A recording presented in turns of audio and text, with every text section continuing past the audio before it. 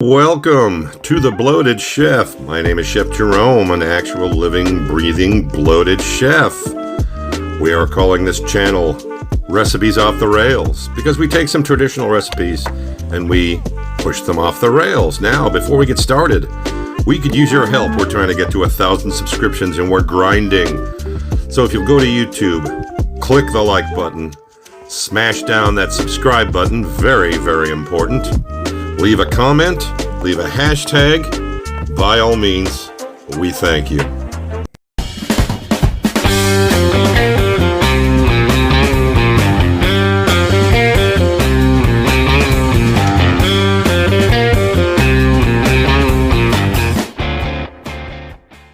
And welcome back to Recipes Off the Rails. And on the big board, what does we have? Looks like two kinds of sausage. Hot Italian and sweet Italian. That's right. We're going to do a little more hot, sweaty pork on pork action. A box of Hamburger Assistance.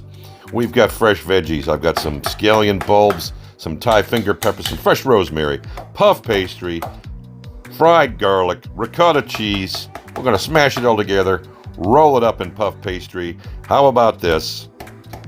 Flaky pork stroganoff bites. At least that's what we're calling it. All right, first things first. Say it with me now. Maintenance. Blow through that rosemary. Plow through those green onion bulbs. And smash through those hot peppers, baby.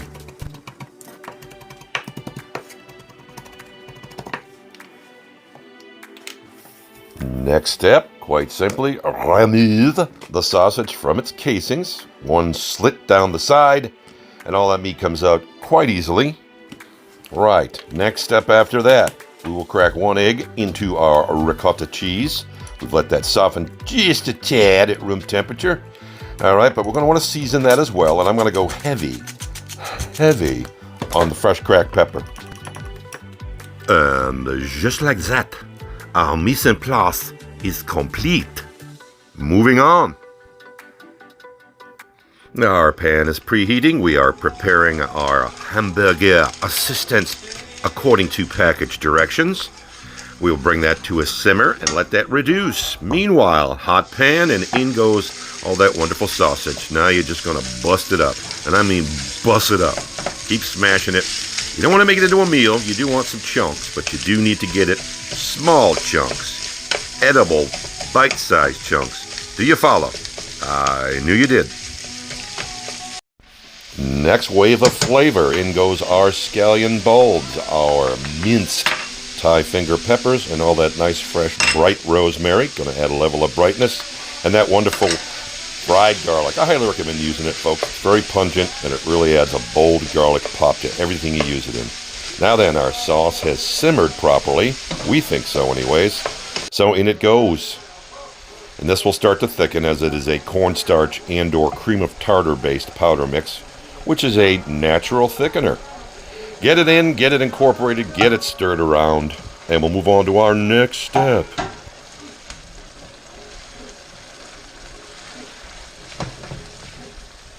Well incorporated now at this point, so in goes our pasta. I wasn't even going to use these things, to be honest with you, but I thought to myself, why not add a nice little chewy component to this dish? So, I'm going to cook these two, as usual, just below al dente. The sausage is basically cooked, as are the veggies. It's only going to take about 5 minutes. From here, we can shut the heat off and add our ricotta mix, which is going to add a really, really creamy level to this. Mix it in, as again, thoroughly incorporated. And we'll move on to our next step, which is our puff pastry.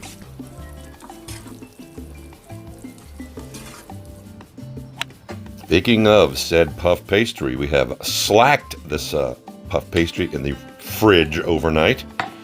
That's a little restaurant and food business vernacular for you there, folks. Really, quite honestly, we want to get this thin, but not too thin. Not thin enough to hold the filling, but we don't want it too thick because it will be too doughy in the middle. So, and finally we get to the filling. Now, another thing to be cautious of is too much filling. It will not allow the edges to seal, and it'll eventually blow out from the inside, kind of like a tire blowout. but with food. Ha! Anyways, get it right to the edges, but leave a little bit of a crease along the back and the sides. And as we'll show you, you want to be able to tuck that first roll in all the way. Use your fingers, be careful of your fingernails, and then fold and crimp the edges like so. Maybe add that all the way up on the sides and then begin rolling.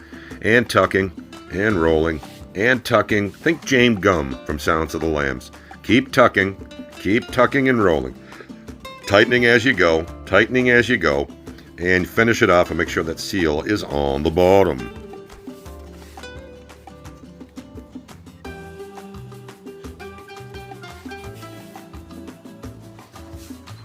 Now that that's done, we need to pull our tray out and make sure it's sprayed well. I found a little butter-flavored spray oil, and that's perfect.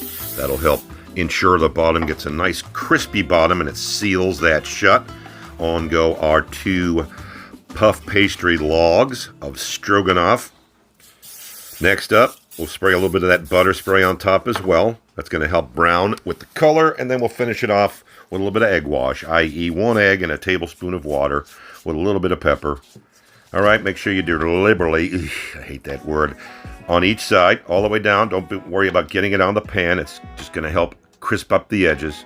And now I'll do a little blowholes, about 8 on top. Just little tiny little steam holes to let that out so it doesn't implode. Last round of seasonings, fresh cracked pepper across the top, and found a jar of dried savory seasonings, which is a combination blend of things like dried sage, rosemary, thyme, all that good stuff, but it's all together.